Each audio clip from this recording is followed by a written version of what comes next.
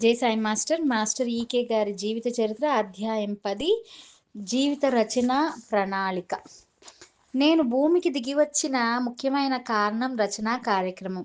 ఇది తరతరములకు రాబోవు యుగములకు కూడా సంబంధించినది కనుక నా జీవిత కాలంలో కనీసం ఒక్కరోజు కూడా వృధా చేయుటకు వీలు లేదు అని మాస్టర్ గారు పై విషయమును జూన్ 15, 1976 తేదీన అమెరికా నుండి విశాఖపట్నమునకు మాకు పంపిన తన డైరీలో రాసిరి. ప్రపంచంలో ఎప్పటికప్పుడు మహాకవులు జన్మించి వారి వారి మహత్తరమైన రచనలను అందిస్తుంటారు. వారి రచనలు మానవాళికి సన్మార్గాన్ని చూపిస్తుంటాయి. ఇది చారిత్రాత్మక సత్యము. మాస్టర్ ఈకే జీవిత ప్రణాళికలో ఆచరణాత్మకమైన, విజ్ఞానాత్మకమైన, సమన్వయాత్మకమైన, దర్శనాత్మకమైన గ్రంథ రచన అను దానిని ఒక మహత్తర కార్యక్రమముగా మనము సందర్శించవచ్చును. ఆయనకు గ్రంథ రచనమును చేయుటకు కాలము ఎట్లు సరిపోచున్నది? గ్రంథ రచన పేరిట ఆయన దినచర్యలో మిగిలిన కార్యక్రమాలను మానేడివారు కాదు. ఎప్పుడు ఏదియో ఒక కార్యక్రమం చేయుచుండేడివారు. అంతేకాక ఏదియో ఒక క్రొత్త కార్యక్రమాన్ని కూడా కల్పించుచుండేడివారు. మేము ఎప్పుడు చూస్తున్నా, ఎక్కడ చూస్తున్నా, ఇతర ప్రాంతాలలో చూస్తున్నా మీరు ఏదియో ఒక కార్యక్రమంలో నిమగ్నమై ఉంటూ ఉంటారు. అసలు మీరు విశ్రాంతి తీసుకుంటారా? మీరు రోజుకి ఎన్ని గంటలు నిద్రపోతుంటారు? అని ఒక ఆయన మాస్టర్ గారిని ప్రశ్నించారు. మనం పని చేస్తున్నప్పుడు శరీరంతో పడే శ్రమ కన్నా, పని చేస్తున్నామన్న భావనతో, మనసుతో పడే శ్రమయే ఎక్కువ ఉంటుంది. దీని కారణంగా నిద్ర ఎక్కువ అవసరమవుతూ ఉంటుంది. అక్కర్లేని శ్రమను మనస్సుతో పడనీయకుండా మనం నేర్పరితనంతో కార్యక్రమాలను నెరవేర్చగలిగినప్పుడు శరీరానికి 3 గంటల నిద్ర సరిపోతుంది. నేను రోజు మొత్తంలో 3 గంటలు మాత్రమే విశ్రాంతి తీసుకుంటాను. నిద్రపోతుంటాను అని మాస్టర్ గారు సమాధానం ఇచ్చారు. 1977 సంవత్సరం నుండి మాస్టర్ గారు రాధామాధవం నుండి కార్యక్రమాలను నిర్వహించినప్పుడు మేము ఈ విషయాన్ని ప్రత్యక్షంగా చూడడం జరిగింది. ఆయన ఉదయం 4:30, 5:30 గంటల మధ్యలో లెగుస్తుండేవారు. 6 గంటలకల్లా ప్రేయర్‌కి సిద్ధమయ్యేవారు. తర్వాత 7 గంటలకు బయలుదేరి హోమియో వైద్యాలయానికి వెళ్ళి అతడు హోమియో సేవను చేసేవారు. 10, 11 గంటల మధ్య మాస్టర్ గారు స్వగృహమునందే భోజనం చేసేవారు. తర్వాత ట్రస్ట్ కార్యాలయానికి వస్తుండేవారు.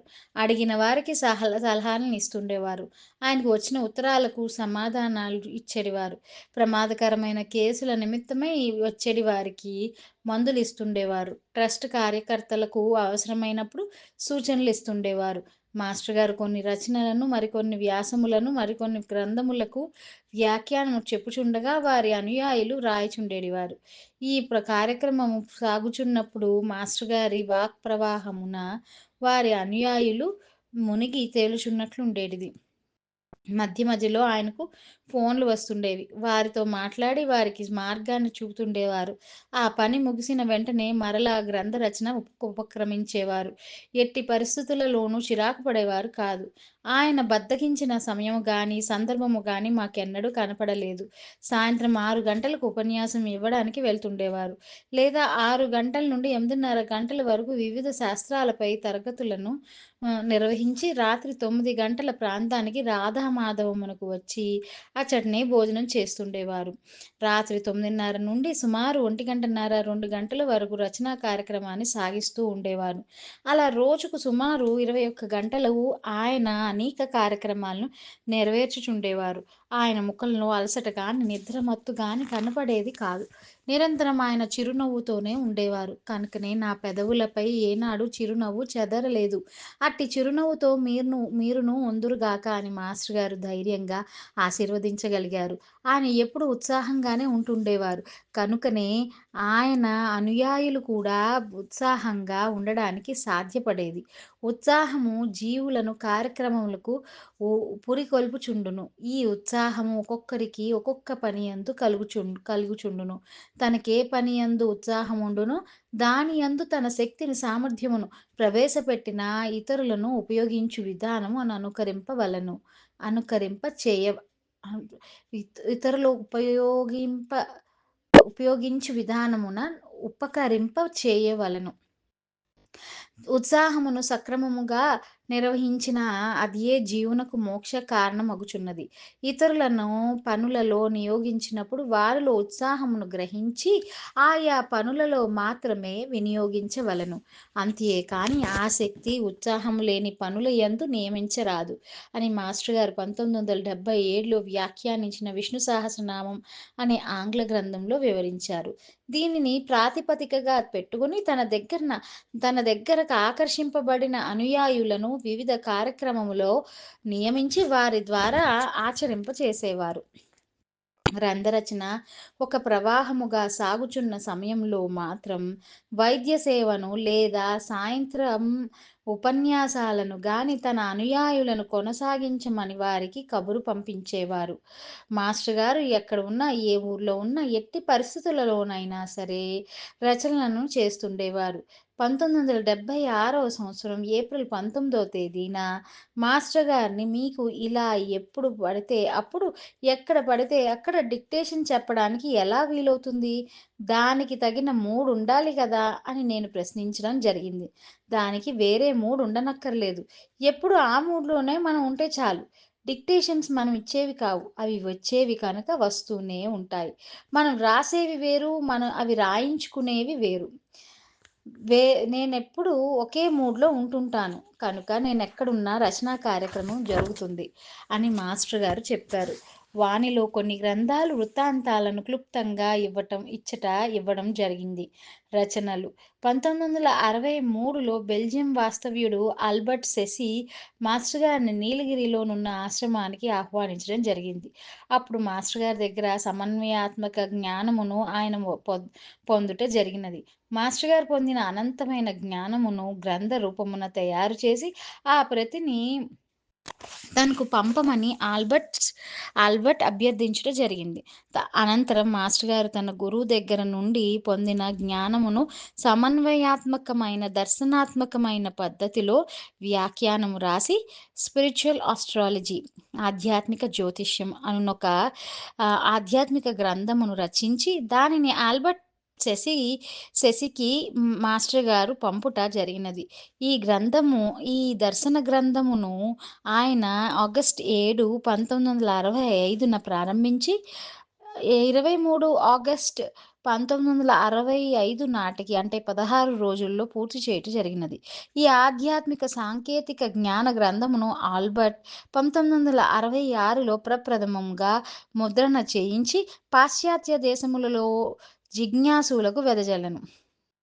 ఈ గ్రంథములో ధ్యాన యోగ ప్రణాళిక, అనుభూతి ప్రథమగు ఉపాసనలు, సృష్టి విజ్ఞానము, బ్రహ్మాండ పిండాండ సమన్వయము, రాసుల గ్రహముల వృత్తాంతములు మొదలగునవి గ్రంథస్థం చేయబడినవి.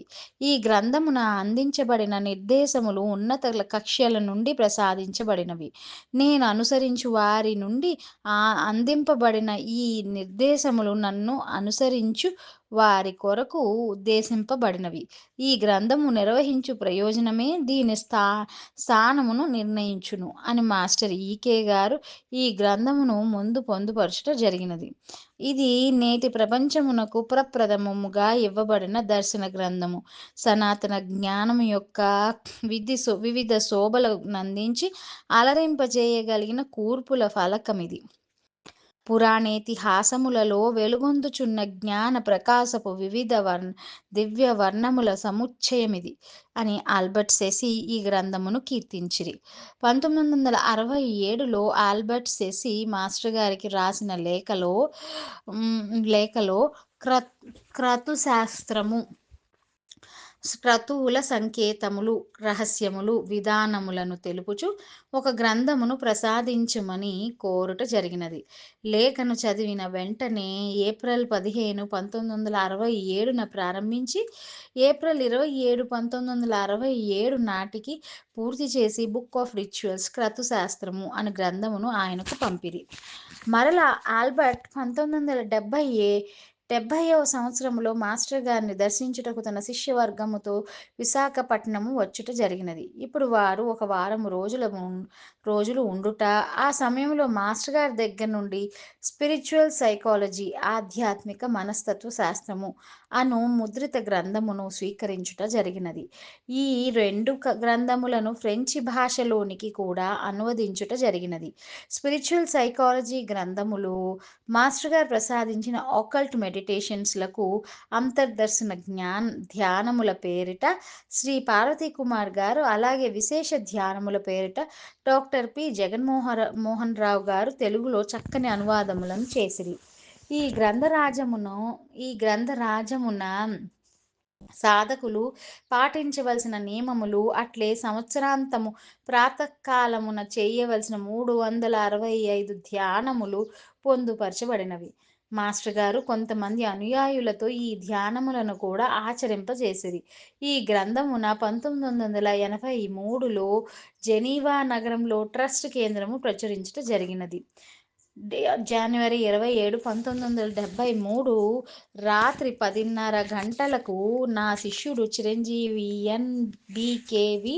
ప్రసాదరావు గృహమున భోజనము చేయుచుండగా కొన్ని క్షణములలో మంత్రజాలము మ్యూజిక్ ఆఫ్ సోల్ గ్రంథమంతయు మెరుపు మెరిసినట్లు నా మనసున భాసించినది అని మాస్టర్ గారు ఆ గ్రంథమును లిఖించిరి.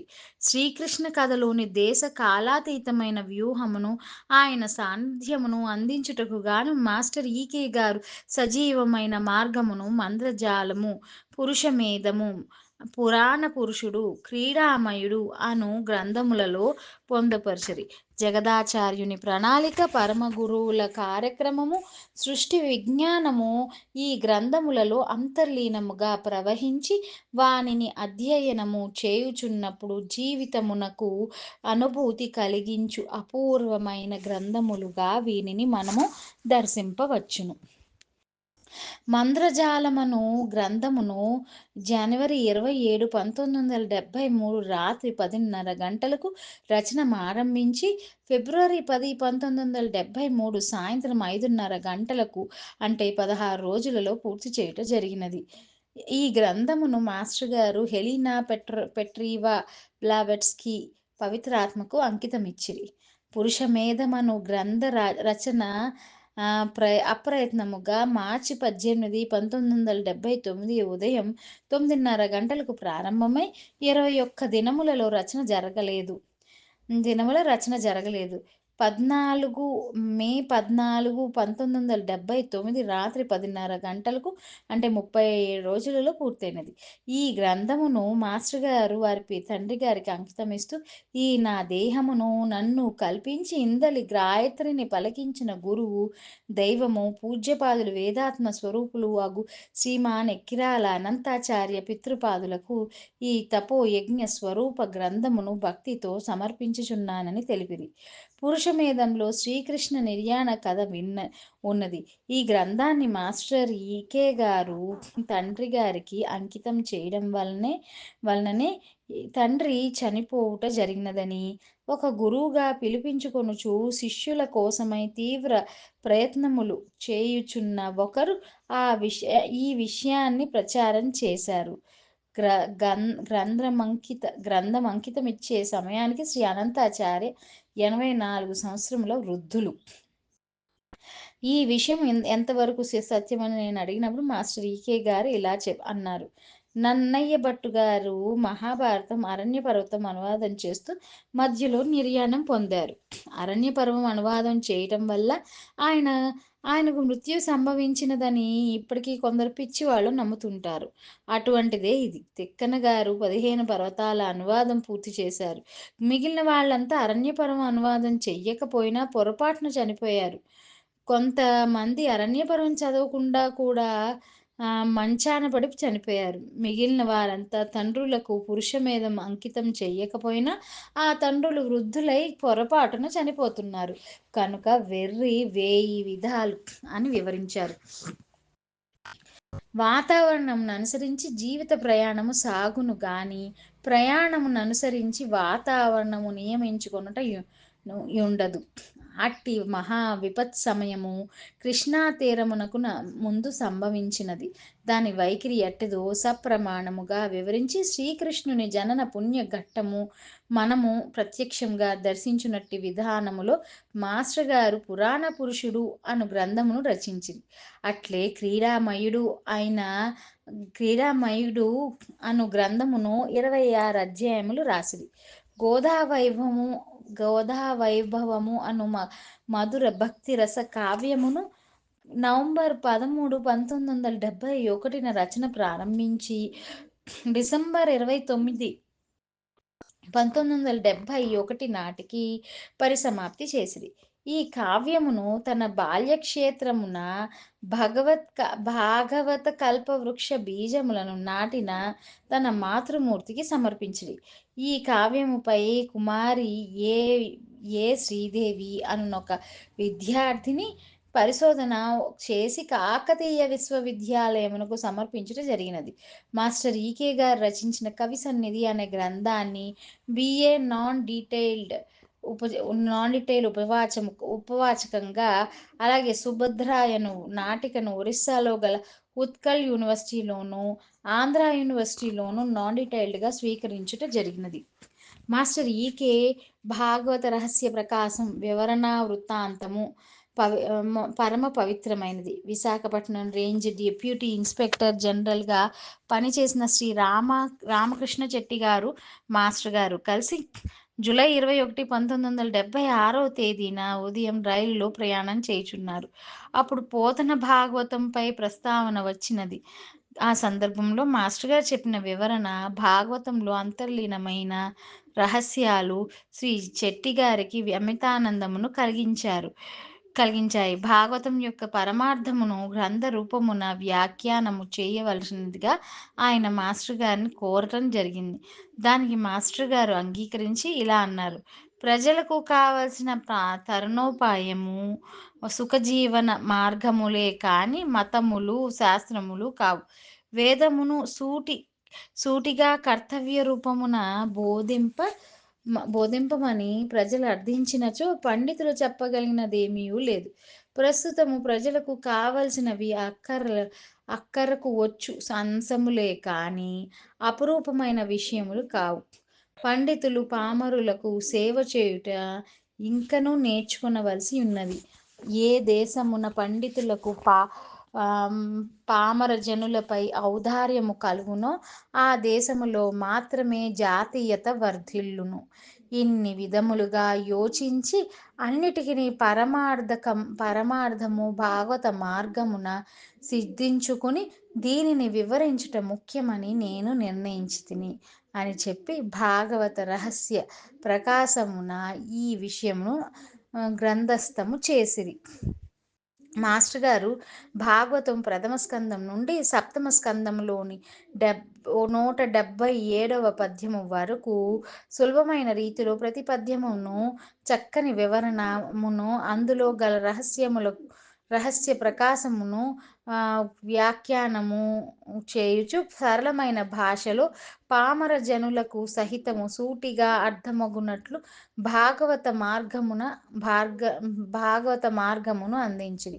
వేదవ్యాసుడు భాగవతమును ప్రప్రథమముగా సంస్కృతమున రచించి మార్గము చూపెను.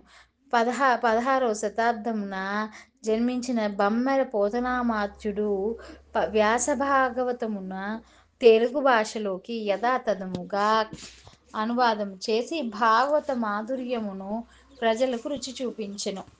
20వ శతాబ్దమున అవతరించిన మాస్టర్ గారు శ్రీమద్ భాగవతంలో భద్రపరచబడియున్న రహస్యములను చక్కగా హృదయములకు హత్తుకొను రీతిలో వ్యాఖ్యానించి భాగవతం అనగా కేవలం ఒక గ్రంథము కాదని తెలియజెప్పి కొన్ని వేల మంది జీవితములను భాగవతమయములుగా ప్రకాశింపజేసిరి.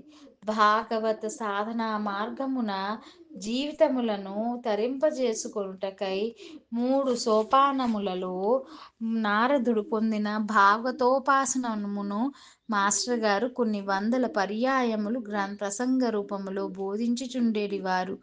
మాస్టర్ గారు భాగవత రహస్య ప్రకాశములో ఇచ్చిన ఉపాసనమును యథాతథముగా ఇచ్చటి పొందుపరుచుచున్నాము.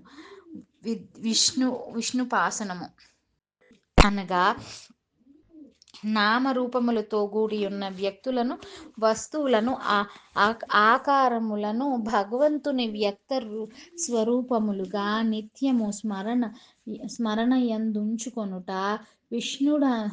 విష్ణుండు విశ్వంబు అనున్నది దీని మూల సూత్రము. భాగవతంలో చూపబడిన విశ్వరూప సందర్శనమిదియే. మరియు భీష్ముడు ధర్మజునకు పరమధర్మముగా విశ్వం విష్ణు అని ప్రారంభించి దీనినే సహస్రనామార్చనముగా ఉపదేశించెను. దీనిని నిష్కామ కర్మ యోగమున సాధింపవలెను. దీని యందు నిష్ట కుదిరిన వెంటనే రెండవ సోపానం ఆరంభమగును. దీనిని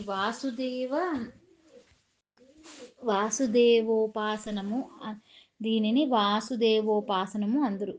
వాసుదేవోపాసనము వాసుదేవుడనగా వసించునట్టి దేవుడు, లేక జీవుల యందు చేష్టల రూపమునున్న దేవుడు. ఇందు నామరూపముల యందు మాత్రమే కాక జీవుని ప్రవర్తనమునందు భగవంతుని సాన్నిధ్యము కుదురుట తేలిక. వాసుదేవోపాసనము నందుక స్థాయి చిక్కుట చాలా కష్టం.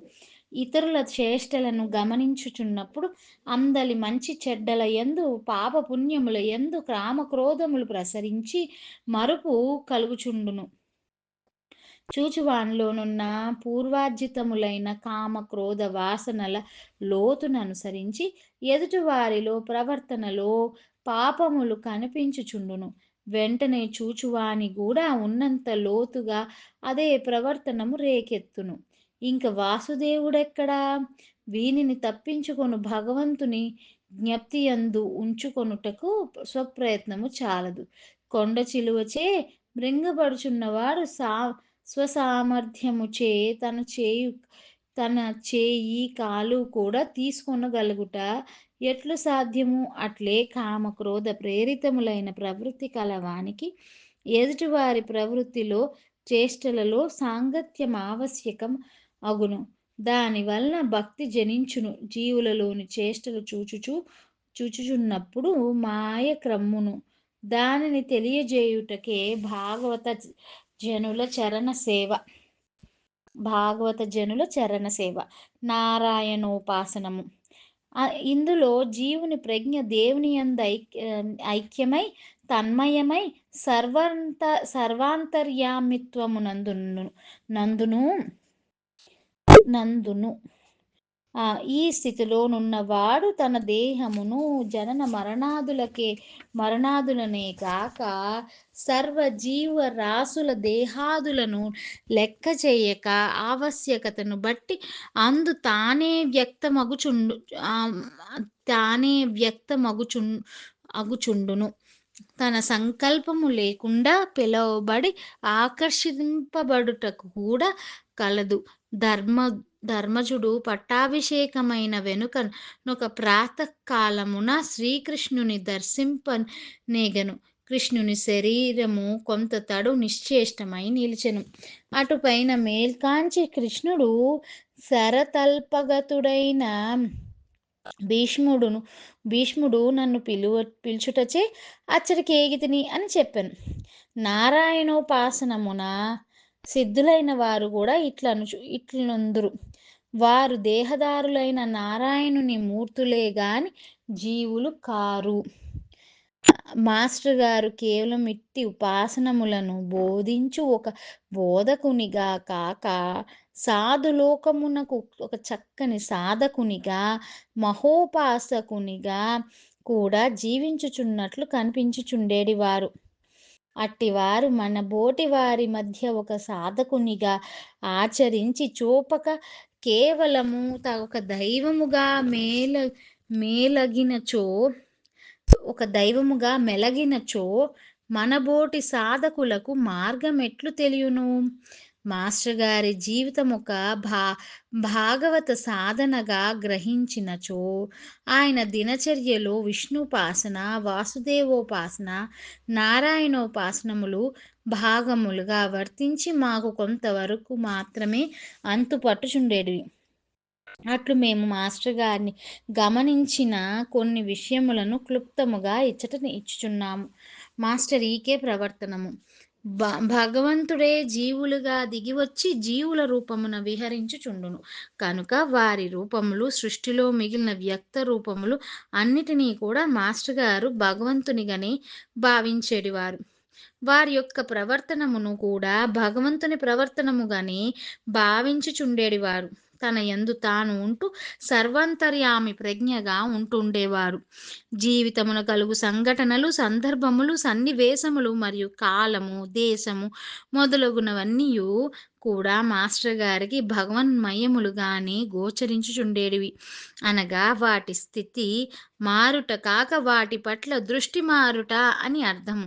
ఇట్టి సాధనమున మన దృక్పథము, అవగాహన మారిపోవును. ఏమి జరుగుచున్నను అది భగవంతుని క్రీడగానే ఆయన భావించుచుండేటి వారు. జరగవలసినది జరుగుచుండును అనునొక సత్యమునందు ఆయన మేల్కొని ఉండి జరుగుచున్న దానిలో మాస్టర్ గారు కర్తవ్యమును మాత్రము ఆచరించుచుండెడివారు. తనది కాని దానిని గురించి, తనకు లేని దానిని గురించి మనసులో ఎప్పుడు అభిప్రాయం నుండేటివి కావు. ఆయన కోసము చేయవలసినది ఏమియు ఉండేటిది కాదు గనుక, చేయుచున్న దానిలో ఆయనను కోరుట ఉండదు గనుక, చేయుచున్న దాని వలన కలుగు ఫలితములపై ఆయన మనస్సు పనిచేయుచుండేటిది కాదు. మనస్సునందు మాస్టర్ గారికి మోహం ఉండేటిది కాదు గనుక, ఆయన జీవితమున దేనికి వ్యామోహ పడలేదు. ఆయన సుఖదుఖములకు అతీతమైన స్థితిలో ఉండేడివారు గనుక, వారి సుఖ దుఃఖములపై దృష్టి కాని, వాటి ప్రభావము గాని ఉండేటిది కాదు. ఆయన దైవ ప్రజ్ఞయందు ఉండేడివారు కనుక దైవ సంకల్పములే కలుగుచుండేటివి. అవి లోకహితార్థమై ఆచరణ రూపము చుండేటివి. మాస్టర్ గారికి తన ఏమియు లేకపోయినను, తన ద్వారా జరుగుచున్న కార్యక్రమములన్నీయు అన్నీ యజ్ఞార్థమై నిర్వహించబడుచుండేటివి. ఇట్టి విషయములకు మాస్టర్ గారు జీవితంలో అన్నీయు ఉదాహరణములే. మాస్టర్ గారికి శ్రీ రామకృష్ణ చెట్టి గారికి మధ్య జరిగిన సంభాషణలో భాగవతము ప్రస్తావించబడము, అప్పుడు మాస్టర్ గారు చక్కని వివరణమును రైలులో చెప్పడము, దానికి ప్రభావితులై శ్రీ చెట్టి గారు మాస్టర్ గారిని భాగవత పరమార్థాన్ని వ్రాయమని కోరడము, దానికి మాస్టర్ గారు అంగీకరించడం జరిగిందని మనము ముందు చదివి ఉన్నాము. తర్వాత మాస్టర్ గారు విశాఖపట్నం వచ్చి భాగవత రచనను ప్రారంభించు సమయానికి కాలుకి దెబ్బ తగిలి పెద్ద కురుపు అయింది. అది విపరీతమైన బాధ పెడుతుండేది. అట్లని మాస్టర్ గారు భాగవత రచన ఆపలేదు. కాలుకి దెబ్బ తగలడం, అది కురుపు అవ్వడం కూడా భగవంతుని క్రీడగానే ఆయన భావించారు. సుమారు 4 వారాలు ఆయన మంచము మీదనే ఉండిపోవడం జరిగింది. దానిని కూడా భగవంతుని సంకల్పముగా స్వీకరించిన మాస్టర్ గారు 4 వారాలలో సుమారు 500 పేజీల భాగవత వ్యాఖ్య వ్రాయడం జరిగింది. మాస్టర్ గారు ఈ విషయమై ఇట్లు గ్రంథస్థం చేసిరి. ప్రయాణము నుండి తిరిగి వచ్చిన వెంటనే పరిస్థితులు అనుకూలము చేసుకుని రచన ప్రారంభించేసరికి మరి ఒక యోగము కూడా సిద్ధించినది. నా కాలికి దెబ్బ తగిలి 4 వారముల పాటు నా శరీరము గృహమున బంధింపబడినది. అహోరాత్రములు నాకు భాగవత రచన ఒక్కటే సాధ్యమైన సమాధి స్థితి వహించినది. అతి సన్నిహితులు చిరంజీవులు సిహెచ్ఎస్ఎన్ రాజు, పి కృష్ణమోహన్, ఎన్ఎస్ఎస్ రాము, కె శివశంకర్, సత్యబాబు, సత్యదేవ్, ఆర్ఎస్ కృష్ణమూర్తి కాల వ్యవధి లేకుండా 2 ప్రతులు రాసిపెట్టిరి. ఈ వ్రాయసకాండ్రతో 4 వారములలో ప్రథమ స్కందమును వివరణము పూర్తి అయినది అని రాసిరి. ఈ వాక్యములలో మాస్టర్ గారి సాధనము, సమర్పణ బుద్ధి, సమాధి స్థితి, కృతజ్ఞతా భావము ఎట్టివో మనము గ్రహించవచ్చును. నారాయణోపాసనమునకు ఒక సంఘటనమిచ్చట వివరించెదము. 1979వ సంవత్సరములో విశాఖపట్నంలోని రాధామాధవంలో రాత్రి 1 గంటకు మాస్టర్ గారు మంచంపై ధ్యానమున కూర్చుని ఉన్నారు. నాకు మెలకువ వచ్చి మాస్టర్ గారు ఏమి చేయుచున్నారోనని చూచుటకు వెళ్ళితిని. ఆయన చేయుచున్నది ధ్యానమనుకుని నేను కూడా ఆ గదిలో ధ్యానమున కనులు మూసుకొని కూర్చుంటిని. 10 నిమిషములు అయిన తర్వాత నేను గాఢముగా నిద్రపోతిని. తెల్లవారుజామున 4 గంటలకు మాస్టర్ గారు లేచి నా వాణి పత్రికకు వ్యాసము రాయచుండ్రి. నేను అప్పుడు లేచి వెళ్ళి ఆయన దగ్గర కూర్చుంటిని. మీరు సామాన్యంగా రాత్రులయందు ధ్యానము చేయుట ఎప్పుడూ చూడలేదు. కానీ రాత్రి మీరు ధ్యానము చేయుట చూచితిని. దానికి ప్రత్యేకమైన కారణం ఏదైనా ఉన్నదా అని వినయముతో ప్రశ్నించితిని. నీవు అడిగితివి గనుక చెప్పుచుంటిని. ఇట్టి విషయములు వినుటకు బాగుండును కానీ నమ్మశక్యము కానివిగా నుండును. మీరు నన్ను నమ్మిన వారు కనుక మీకు చెప్పెదను. రాత్రి సమయమున జిల్లెలమూడి అమ్మ తీవ్రమైన అనారోగ్యంతో బాధపడుచున్నది. నాపై గల వాత్సల్యముతో నన్ను ఆమె పిలిచినది. నేనచటకి వెళ్ళి నా కర్తవ్యమును నెరవేర్చితిని అని వివరించిరి. మాస్టర్ గారు సిద్ధునిగా దర్శించుటకిట్టే ఉదాహరణలెన్నియో కలవు. భాగవత రహస్య ప్రకాశ వివరణమును కీర్తించుచు ఇది మరల వేద వ్యాసవిడు కలియుగమునకిచ్చిన దైవ ప్రసాదముగా మేము భావించుచున్నామని, మీరు దశమ స్కందమునకు వీలైనంత త్వరగా రహస్య ప్రకాశ వివరణమును రాసి మా బోటి జీవులకు మోక్షస్థితిని ప్రసాదించవలసినదిగా మేము ప్రార్థించుచున్నామని మాస్టర్ గారికి ఒకరు సుదీర్ఘమైన ఉత్తరము రాసిరి. దానికి ఫిబ్రవరి 14, 1981వ సంవత్సరమున మాస్టర్ గారు రాసిన ప్రత్యుత్తరం ఇట్లున్నది. భాగవత విధేయులు శ్రీ రమణయ్య గారికి భగవన్మంగళాశాసనములతో రాయునది. దశమ స్కందము వ్యాఖ్యానించుటకు కావలసిన సాధనా సంపత్తి ముందుగా దశమ స్కందము మీదకి దూకినచో కలగదు. చదువరులకు కావాల్సిన క్రమ వికాసమే వ్యాఖ్యానమునకు కూడా ఆవశ్యకము గనుక దశమ స్కందము ముందుగా వ్యాఖ్యానింపబూనుటకు సంకల్పము లేదు. ఈ మొత్తము అప్రయత్నమే, మొదట అనుకుని ప్రారంభమైనది కాదు కనుక దానిని నైసర్గిక ప్రణాళికననుసరించి అది పరిసమాప్తి పొందగలదు అని తెలిపిరి.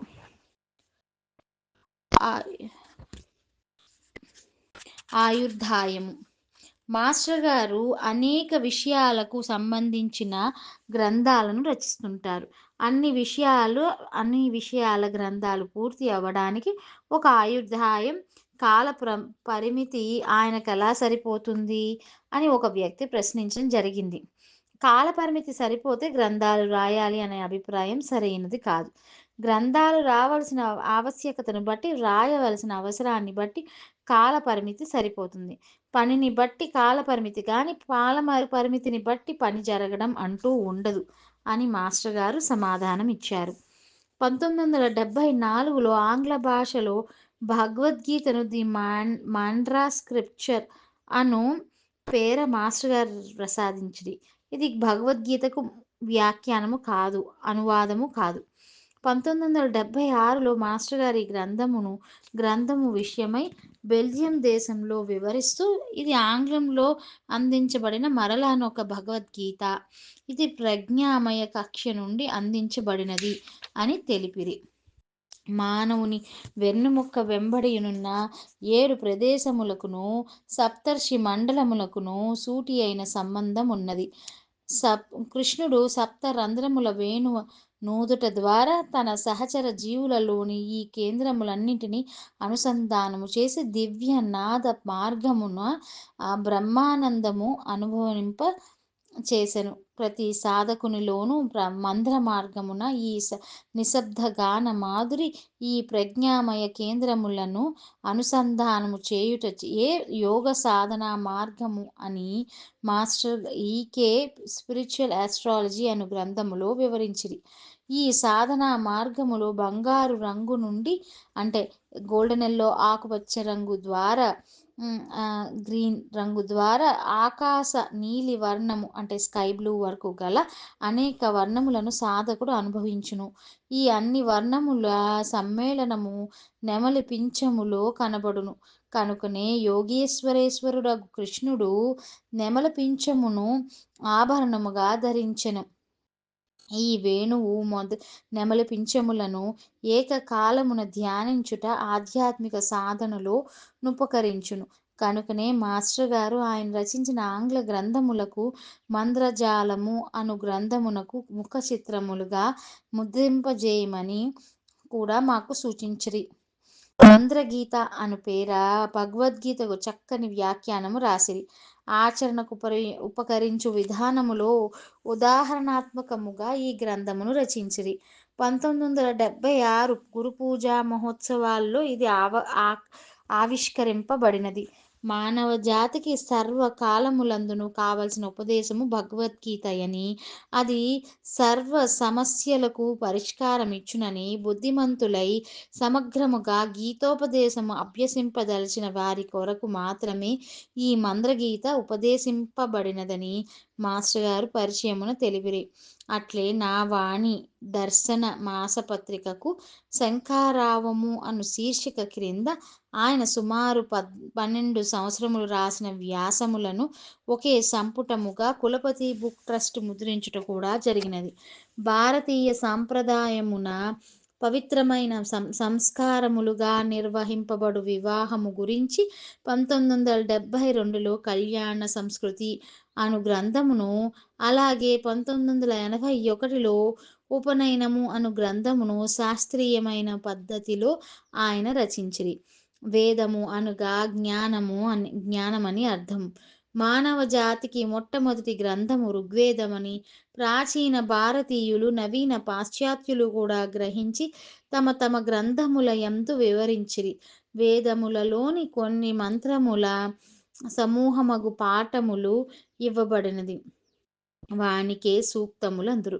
ఇట్టి సూక్తములకు మాస్టర్ గారు అర్థము, తాత్పర్యము రాసి వానిలో గల ఉపాసనములను, పరమార్థములను విజ్ఞానాత్మకముగా రచించి వేద జీవనమునకు మార్గమునిచ్చిరి. ఉదాహరణకు వేద గ్రంథములలో పురుష సూక్తమునకు 1970వ సంవత్సరంలో, శ్రీ సూక్తమునకు 1979వ సంవత్సరంలో, రుద్ర సూక్తమునకు 1981వ సంవత్సరంలో, సరస్వతి సూక్తము, విష్ణు సూక్తము, సుపర్ణ సూక్తములకు 1982వ సంవత్సరంలో మాస్టర్ గారు చక్కని వ్యాఖ్యానములను రాసిరి. మాస్టర్ ఈకే గారి ప్రియ శిష్యుడు విజయవాడ వాస్తవ్యులైన శ్రీ సూరి అప్పయ్యకు నేత్రబాధ నివారణమగుటకు అశ్విని దేవతల స్తోత్రమును అధ్యయనము చేయమని మాస్టర్ గారు జనవరి 24, 1982న ఆదేశించిరి. ఈ స్తోత్రమునకు వీరు వివరణము రాసినచో పెక్కు మందికి పనికి వచ్చునని, ఆ గ్రంథము ప్రచురణకు కావలసిన ద్రవ్యమును నేను సమర్పించుకొనదనని ఆ శిష్యుడు తెలిపెను. వెంటనే శ్రీ జి.ఎస్. కృష్ణమోహన్కు 2 రోజులలో ఆ స్తోత్రము వ్యాఖ్యానము చెప్పిరి. ఇది అశ్విని దేవతల అనునొక గ్రంథముగా 1982లో ప్రచురింపబడినది. ఈ స్తోత్రమును భక్తితో అధ్యయనము చేయుట వలన శ్రీ అప్పయ్య గారికి నేత్రబాధ నివారణ అయ్యెను. సూర్య చంద్రులు అహోరాత్రములు జనన మరణములు మానవ దేహమునందు గల జంట అవయవములు మున్నగు జంటల కధిదేవతలే ఈ అశ్విని దేవతలు. నేడు ఈ స్తోత్రమును ఉపాసించి కొన్ని వందల మంది ఆనందమును, ఆరోగ్యమును పొందుచున్నారు. శ్రీకృష్ణుని అవతార తత్వమును పాశ్చాత్యులకు పరిచయము చేయుటకు గాను ఆంగ్లములోని కనువదించిన మ్యూజిక్ ఆఫ్ ది సోల్, మంత్రజాలము, మ్యాన్ సాక్రిఫైస్, పురుష మేధము అనే నవలలను కూడా ప్రచురించడం జరిగినది. జర్మనీ దేశంలో ఎడిషన్ కులపతి అనే సంస్థ జర్మనీ భాషలోనికి, అట్లే స్పెయిన్ దేశంలో గూడా ఎడిటోరియల్ ధనిష్ట అనే సంస్థ స్పానిష్ భాషలోనికి మాస్టర్ గారి గ్రంథాలను అనువదించి, ప్రచురించి, వాటి వ్యాప్తికై విశేష కృషి చేసినవి. మాస్టర్ ఈకే గారి శ్రద్ధ అత్యున్నతమైనది. తన కర్తవ్య నిర్వహణమును ఎప్పుడూ కడు దీక్షతో నిర్వహించేడివారు. ఉదాహరణకు, నా వాణి దర్శన మాసపత్రికకు 136 మాసముల పాటు సక్రమముగా వ్యాసములను రాసి పత్రికా కార్యాలయానికి పంపించేవారు. విదేశ పర్యటనలకు వెళ్ళే ముందు 3 మాసములకు సరిపడు వ్యాసములను రాసి సమర్పించేవారు.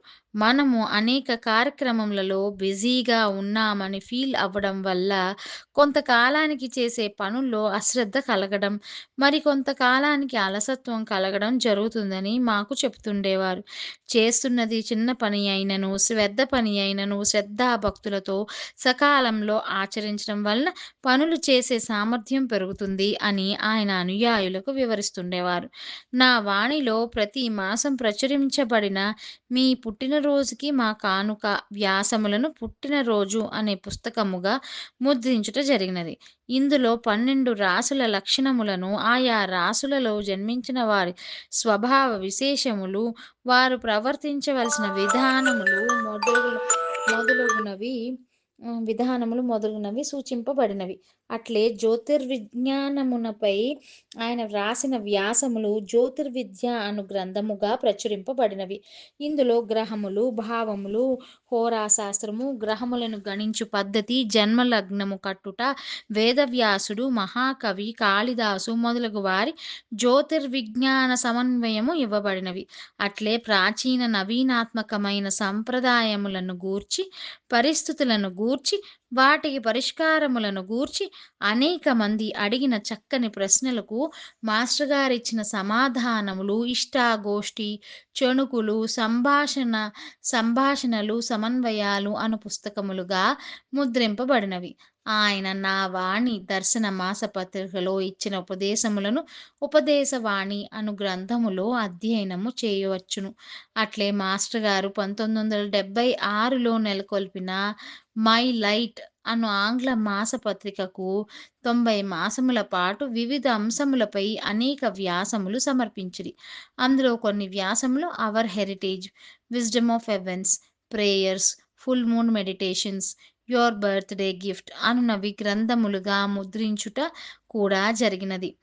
అట్లే 1978లో నెలకొల్పబడిన హోమియో బ్రదర్‌హుడ్ అను పత్రిక 64 మాసముల పాటు హోమియో విజ్ఞానమును వ్యాస రూపములలో మాస్టర్ గారు అందించుట జరిగినది. మాస్టర్ గారి అనేక గ్రంథములు ఇండియన్ ఎక్స్‌ప్రెస్, ఆంధ్రపత్రిక, ఆంధ్రప్రభ మొదలగు దినపత్రికలలో సమీక్షించబడినవి. ఇంకను మాస్టర్ గారు దేశ విదేశములలో చేసిన ప్రసంగములు ఓవర్‌సీస్ మెసేజెస్ అనే పేరిట 2 సంపుటములుగా ప్రచురింపబడినవి. నిర్వహించిన శిక్షణా తరగతులు, బోధనములను గ్రంథ రూపమున సిద్ధము చేసి కొన్ని గ్రంథములను ప్రచురింపవలసి ఉన్నది. మాస్టర్ ఈకే సంకల్పము ప్రకారం ప్రచురణ కార్యక్రమము world teacher trust, Kulapati book trust ఆధ్వర్యములోనే కొనసాగుచున్నది. దినచర్యలో సద్గ్రంథ పఠనము యొక్క ఆవశ్యకతను ప్రాచీనులు, నవీనులు కూడా స్వీకరించి, ఆచరించి అది ఒక సన్మార్గమని తెలిపిరి. అట్లే సత్సాంగత్యము వలన కలిగేడి ప్రయోజనములను కూడా అనుభవించి చెప్పిరి. నేడు దేశ విదేశములలో మాస్టర్ ఈకే రచనలను క్రమబద్ధముగా అధ్యయనము చేయుచు, ఆయనిచ్చిన కార్యక్రమములను సాధ్యమైన రీతిలో ఆచరించుకొనుచు, సత్సాంగత్యమును కల్పించుకొని అనేక మంది జీవించుచున్నారు. ప్రధానముగా దినచర్యలో కలుగు అనేక సంఘటనలు, సన్నివేశముల పట్ల ప్రవర్తించవలసిన విధానము, జీవితమున కలుగు చిక్కులను, సమస్యలను తొలగించుకొనేటి పరిష్కారాత్మక మార్గము మాస్టర్ ఈకే రచనా ప్రణాళికలో సాక్షాత్కరించును. వేద గ్రంథాలు, రామాయణ, భారత భాగవతాలు, భగవద్గీత, ఉపనిషత్తులు, మేడం బ్లావెట్స్కీ, మాస్టర్ జ్వాల్కూల్ గారి రచనలు, శ్రీ అరవిందుడు, శ్రీ రఘువీంద్రనాథ్ ఠాగూర్, డాక్టర్ కొన్హన్ రాజా, సర్ జాన్ వుడ్రఫ్ మొదలగు మహాత్ముల మూల గ్రంథములను కూడా అధ్యయనము చేయవలనను ఈ మాస్టర్ గారు ఎప్పటికప్పుడు ప్రసంగములలో చెబుతుండేవారు. నా రచనా ప్రణాళికకు బాధ్యతను శ్రీ పార్వతీ కుమార్ నెరవేర్చగలడని, మీరు అతనితో సహకరించి పని చేయవలసి ఉన్నదని మాస్టర్ గారు కొంతమంది ట్రస్ట్ కార్యకర్తలతో 1982 ఆగస్టులో తెలుపుట జరిగినది. సనాతన ధర్మమును, శాస్త్ర విజ్ఞానమును వెదజల్లుటకు గాను మాస్టర్ ఈకే గ్రంథములను ఎప్పటికప్పుడు ముద్రించి అందించుటకు గాను ఆగస్టు 9, 1982 తేదీన కులపతి బుక్ ట్రస్ట్ అన్నొక సంస్థ ఆవిర్భవించినది. మాస్టర్ గారు ఈ సంస్థకు మేనేజింగ్ ట్రస్టీగా శ్రీ పార్వతీ కుమార్ గారిని, ధర్మకర్తలుగా శ్రీ అనంతకృష్ణ, శ్రీ సిహెచ్ సత్యదేవ్, శ్రీ ఈవిఎం ఆచార్యులను నియమించిరి. తర్వాత కొంతకాలమునకు Visakhapatnam port trust chairman Shri PVRK Prasad గారిని, Andhra university vice chancellor Shri M Gopalakrishna Reddy గారిని కూడా ధర్మకర్తలుగా నియమించబడుట జరిగినది. మాస్టర్ ఈకే చే రచింపబడిన అన్ని గ్రంథములపైనను బాధ్యతలు, హక్కులు కలిగి ఉన్న కులపతి బుక్ ట్రస్ట్ మేనేజింగ్ ట్రస్టీకి గ్రంథకర్తయ్యగు మాస్టర్ ఈకే గారికి నడుమ జనవరి 7, 1983 తేదీన ఒక అంగీకారము కుదిరినది. ఈ సందర్భమున మాస్టర్ గారికి గ్రంథములపై రాయల్టీ సమర్పించు విషయమై ప్రస్తావించినప్పుడు మాస్టర్ గారు ఇలా వివరించిరి. నా ద్వారా అందించబడుచున్న జ్ఞానము మన సొంతమేమీ కాదు. పూర్వ ఋషులు గాని, మేడం బ్లావెట్స్కీ, మాస్టర్ జ్వాల్కూల్ గాని రాయల్టీని స్వీకరించలేదు. నేను కూడా వారి మార్గమునే అవలంబింపవలెనని నా సంకల్పం. అది విని శ్రీ కుమార్ గారు, మేడం బ్లావెట్స్కీ మొదలగు వారికి ప్రత్యేకముగా ఒక కుటుంబమని, కుటుంబ సభ్యులని లేరు. కనుక వారికి రాయల్టీ అవసరం లేదు. కానీ మీరలా కాదు. మీకు కుటుంబ సభ్యులు ఉన్నారు. వారి భవిష్యత్తును మనము దృష్టిలో పెట్టుకొనవలసి ఉన్నది. మీరు రాయల్టీ కావాలని మమ్మల్ని అడగలేదు కదా! ఎన్నో కుటుంబముల యోగక్షేమములను చూచుచున్న మీ కుటుంబ సంక్షేమమును భావించి మేము బాధ్యతగా కులపతి బుక్ ట్రస్ట్ నుండి కొంత రాయల్టీని మీకు సమర్పించి ఏర్పాటు చేయుదుము అని త్రికరణ శుద్ధిగా చెప్పినప్పుడు మాస్టర్ గారు నవ్వుతూ అట్లే కానిమ్ము అని అంగీకరించిరి. మాస్టర్ గారి ప్రచురణల నిమిత్తమై ట్రస్ట్ అధ్యక్షులైన శ్రీ కంచర్ల రామచంద్రరావు, కార్యనిర్వాహక సభ్యులైన శ్రీ సిహెచ్ఎస్ఎన్ రాజు, అట్లే ప్రస్తుతము నా వాణి సంపాదకులైన శ్రీ పసుమర్తి కృష్ణమోహన్, శ్రీ బిఆర్కే రాజు, శ్రీ కె శివశంకర్, శ్రీ ఎస్ఎస్ రాము, శ్రీ ఏ శ్రీనివాస్, సహాయకులైన శ్రీ వి ధనంజయ్ కుమార్, శ్రీ జీవి రమణ, శ్రీ ఏ కోటేశ్వరరావు, ట్రస్ట్లో ప్రముఖులైన శ్రీ చివుకుల రవిశర్మ, శ్రీ ఎన్వి రమణమూర్తి, శ్రీ వివి రామ్మోహన్ మొదలగు వారు సహకరించడం జరిగినది. రాష్ట్ర ప్రభుత్వ అధికారులైన Shri K Obaiah, Shri PVRK Prasad, Shri HJ దొర, శ్రీ కెఎస్ శర్మ, శ్రీ డివిఎల్ఎన్ మూర్తి, శ్రీ ఏపివిఎన్ శర్మ, శ్రీ జి నిరంజనరావు, శ్రీ రామకృష్ణ పరమహంస, శ్రీ ఐవి సుబ్బారావు, శ్రీ వి ధర్మాచారి మొదలగు వారు ఈ పవిత్రమైన కార్యక్రమమున ట్రస్ట్కి ఎంతయో సహాయ సహకారములను అందించి అండదండలుగా నిలిచిరి. మాస్టర్ గారు రచించిన కొన్ని గ్రంథములను ప్రచురించుటకు గాను తిరుమల తిరుపతి దేవస్థానముల వారు ఆర్థిక సహకారంనిచ్చి ప్రోత్సహించిరి. తిరుమల తిరుపతి దేవస్థానముల వారు ఆధ్యాత్మిక ప్రణాళికల నిమిత్తమై మాస్టర్ గారి సూచనలను అప్పుడప్పుడు పొందుచుండేది వారు. మాస్టర్ గారు ఇచ్చిన ఒక ప్రణాళికకు తార్కాణముగా ఏప్రిల్ 14, 1982న తిరుపతిలో Shri Venkateswara central library and research centre వెలిసినది. ఆ రోజు జరిగిన కార్యక్రమమునకు మాస్టర్ ఈకే అధ్యక్షత వహించిరి. రామకృష్ణ మిషన్ అధ్యక్షులు స్వామి రంగనాథానంద ముఖ్య అతిథిగా పాల్గొండ్రి. మాస్టర్ గారి రచనా ప్రణాళికకు ప్రభావితులైన ఆయన అనుయాయులు కూడా కొన్ని అనువాదములను, చక్కని గ్రంథములను రచించుట జరిగినది.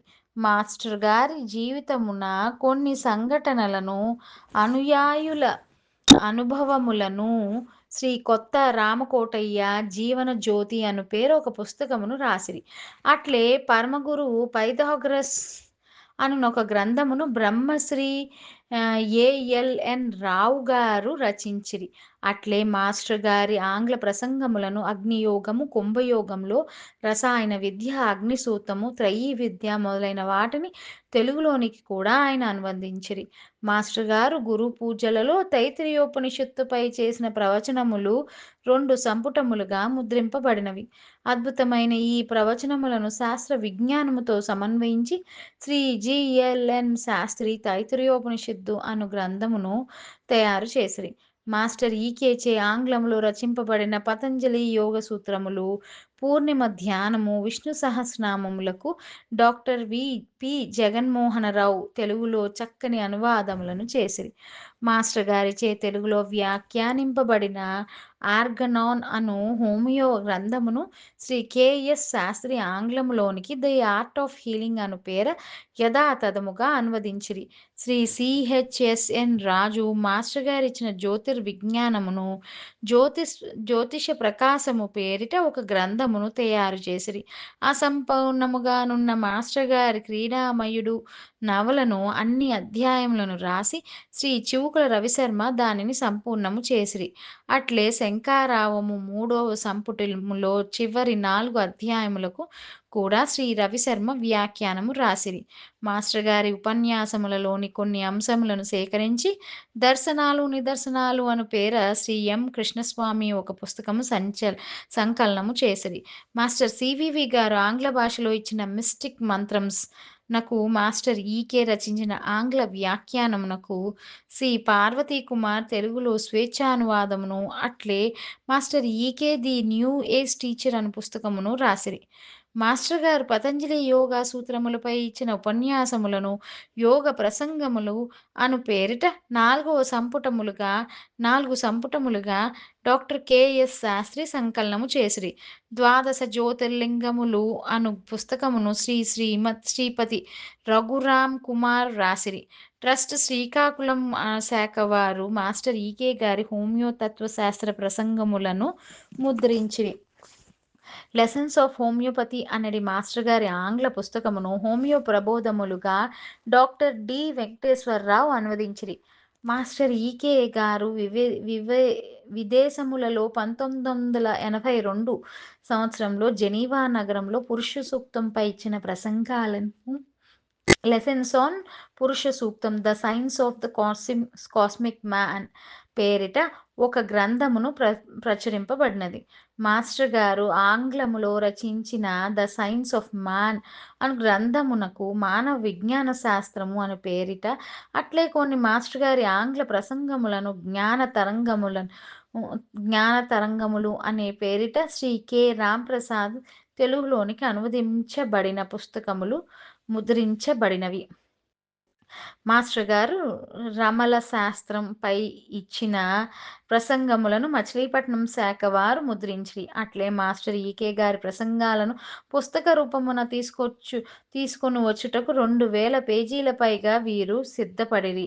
ట్రస్ట్ బళ్ళారి శాఖ వారు ధర్మ సూక్ష్మాలు, హోమియో గృహ వైద్యం అనే పుస్తకాలను కన్నడ భాషలోని మాస్టర్ సివివి మంద్రగీత అనే గ్రంథాలు తమిళ భాషలోకి అనువదింపబడినవి.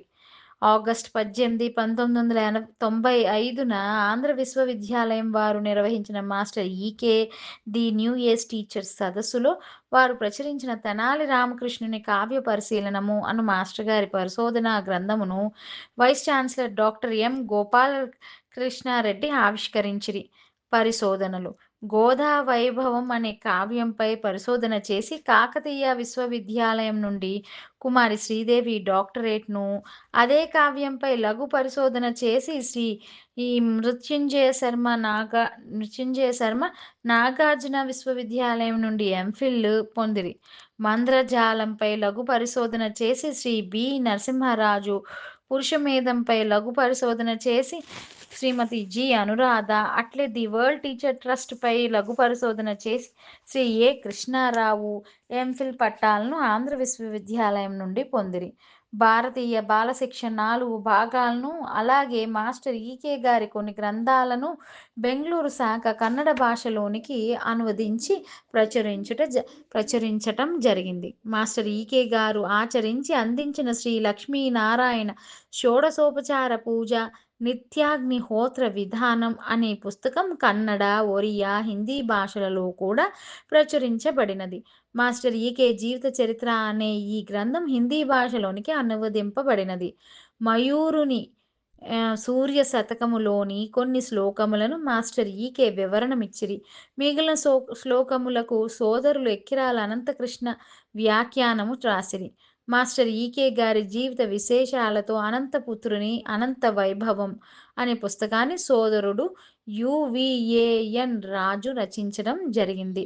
మాస్టర్ ఈకే గారి ఆంగ్ల గ్రంథములన్నీ ఫ్రెంచ్, జర్మన్, స్పానిష్ భాషలలోనికి అనువదించబడి ఆ దేశములలో సంస్థలచే ప్రచురింపబడినవి.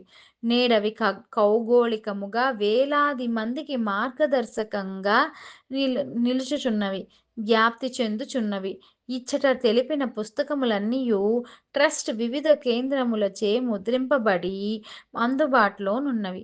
నేడు ప్రాక్పశ్చిమ దేశాలలో గల ట్రస్ట్ కార్యకర్తలు, పరమ గురువుల అనుయాయులు మాస్టర్ ఈకే గ్రంథములను అధ్యయనము చేయువారు, అందుగల విజ్ఞానమును పొందువారు, మానవ ధర్మము నాచరించువారు, వారి వారి జీవితములను చక్కగా తీర్చిదిద్దుకొను సంప్రదాయమొకటి శోభిల్లుతున్నది. మన గీతాచార్యుని చూపులలో, మంద్రగీతాచార్యుని పలుకులలో, పరమ పురుషుని పరమ ప్రేమలో, అవతారమూర్తుల వెలుగు బాటలో లోకా సమస్తా సుఖినో భవంతు. లోకా సమస్తా సుఖినో భవంతు. లోకా సమస్తా సుఖినో భవంతు. ఓం శాంతి శాంతి శాంతి. జై సాయి మాస్టర్.